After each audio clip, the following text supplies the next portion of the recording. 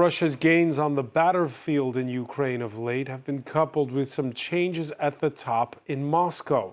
Since last month, this even beginning before longtime Defense Minister Sergei Shoygu was moved to a different post, there have been at least 5 arrests of senior defense officials. The latest came last Thursday. The deputy head of the Army's General Staff, as well as a senior procurement official at the Defense Ministry. In Moscow, it's billed as a widening crackdown on a bribery scandal. Well, for more, let's go to London. And Kevin Riehle, lecturer in intelligence and security studies at Brunel University London, and the author of A History of the Russian FSB. Thank you for speaking with us here on France 24. Thank you for your invitation. What do you make of what's going on with this crackdown? Putin was re-elected to another term as president in March and inaugurated in May. And the removals of senior defense officials began just before the inauguration.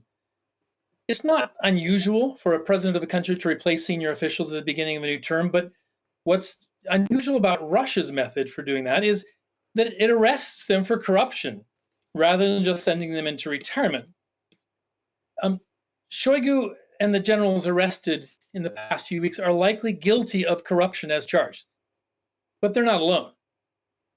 Many senior generals in the Russian military, and incidentally the FSB as well, enrich themselves through their government employment. The very definition of corruption in Russia is different from the definition in a law-based state. In Russia, officials can get rich from their government employment all they want, so long as they use their influence to support the president's strategy. If they counter the president's strategy or are inept in fulfilling it, their corrupt activities suddenly work to their detriment. So let's break this down into let's break this down into 2 parts here. Sergei Shoygu effectively kicked upstairs. Is that just the usual musical chairs, or is this part of the same phenomenon that you're describing here?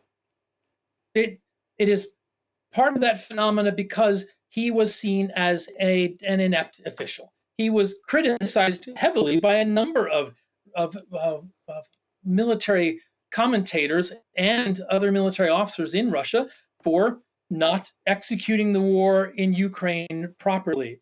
Incidentally, it's interesting that some of the officials being replaced, especially Shoygu, were the target of complaints by Yevgeny Prigozhin for not being aggressive enough in executing the war in Ukraine. And Prigozhin took his complaints too far and began a march on Moscow in June 2023 to remove them. But their removal now seems to imply that other senior officials share Prigozhin's complaints about the lack of aggressiveness.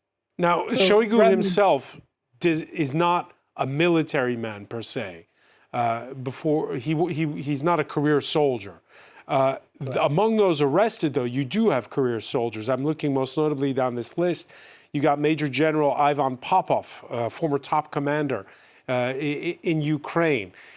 There's some speculation that this, I don't know how you want to call it, a crackdown on corruption, a purge, whatever it is going on inside of the high halls of power, is it a way for the spy services to gain more control over the military apparatus?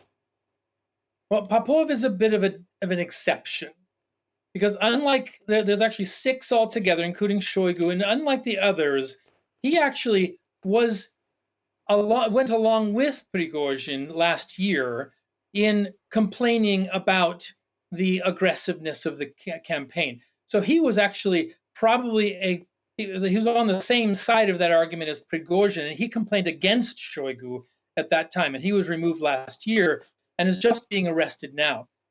But while some have said that this is an FSB purge, the FSB could have replaced some of these officials a long time ago, but it didn't. The removals of a senior general like this are not likely at the FSB's initiative. The FSB is a tool. It's an attack dog that the president uses to accomplish his demands. The changes more likely come from the president, but are operated through the FSB because that's the tool the FSB. So everything is top down in Russia. There isn't what we call in French a war of services. No, the FSB is really has the upper hand amongst the security services in Russia. It's the most powerful among them. So it could have moved against Shoygu previously, But it didn't do that until a couple of weeks ago because it needed the president's go ahead to do it. Shoygu, you're putting him in the same bag as the others, but of course he's not under arrest. In fact, the official news agencies in Russia this Tuesday are quoting him as having just talked with his Iranian counterpart. He's now the head of the National Security Council there. That's true. He's moved over to the Security Council, and that's probably to placate some of those people who were complaining that he wasn't aggressive enough. The others, I mean, the others have Timur Ivanov, Yuri Kuznetsov, Vadim Shamarin, Vladimir Vertiletsky were all accused of corruption. And corruption, as I mentioned earlier, is always there. Is just a way that Russia can use to remove these people. The generals at their level are routinely involved in corruption. It just is now that they're being punished when that is needed to be done for political purposes. Did he have to jail them? Well, I guess it depends on how you see have to. I mean, it probably didn't have to, but in order to make the example of them, to say that these officials are no longer in favor, he had to move them out of the ministry altogether. And Belousov, the new Minister of Defense, is now claiming that he is leading up an anti-corruption campaign. And they had to be part of that. And for Belousov to gain his new credibility as the Minister of Defense, he's bringing in his own people. He had to move out the old ones, and he had to show the ministry in particular that he is really taking a strong stance against corruption. So in order to strengthen Belousov's position, they probably had to be arrested.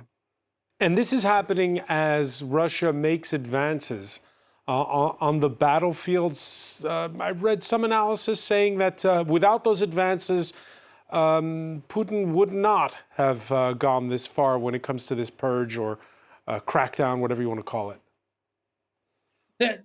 The timing is probably related to a couple of different things. One is that Russia's actually seeing somewhat the end of the tunnel, that it actually is making advances.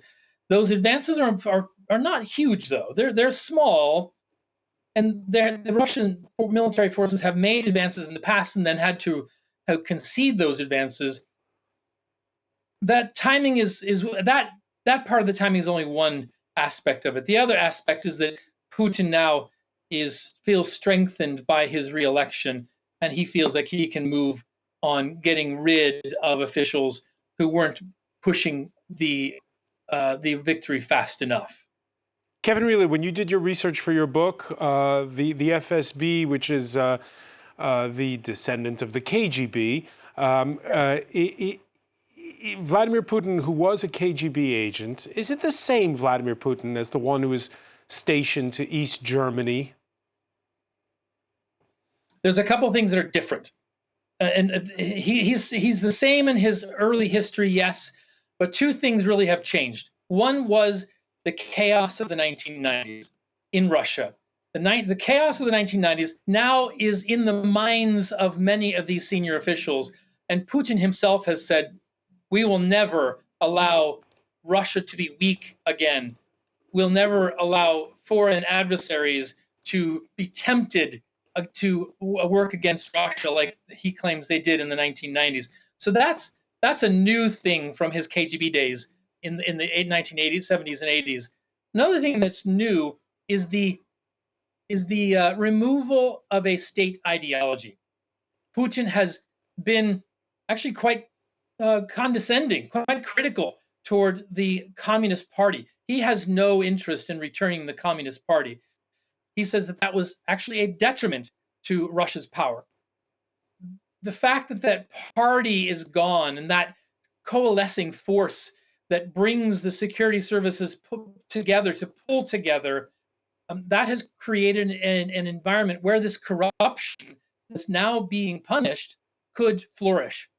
And the officers, both within the intelligence services and within the military, now feel like they need to work for themselves, and that party driver that was there during the Soviet era is no longer there for them to be loyal to. Now they're loyal to themselves. So there are several things that are different from the Soviet era, even though many of the structures and even some of the senior level faces are the same people who were there in the 1980s. Kevin Riehle, many thanks for joining us from London. My pleasure.